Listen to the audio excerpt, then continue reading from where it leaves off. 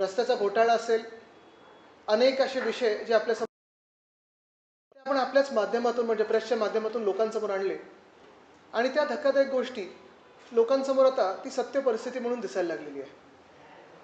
काल परवाकडे 2 दिवस मी पाहत आहे पेपरमध्ये बातम्या झळकत आहेत, बातम्यांवर चर्चा होत आहे की गायमुख, भाईंदर, ठाणे उन्नत मार्ग असेल, टनल असेल, ट्विन टनल असेल, ह्याची बातमी ही सगळीकडे आली आहे की कोर्टाने मोठा धक्का दिलेला आहे या सरकारला. धक्का बाकीच्या कोणालाच बसला नाही, सरकारला बसला.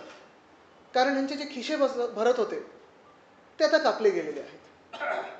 पण मी मनापासून कोर्टाचं अभिनंदन करतो.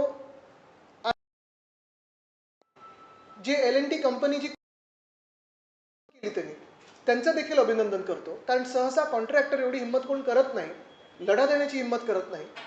पण आज आपण पाहतोय निविदा कोर्टाच्या इशाऱ्यानंतर रद्द केली गेली आहे. स्पेशल माघार वगैरे अशा सगळ्या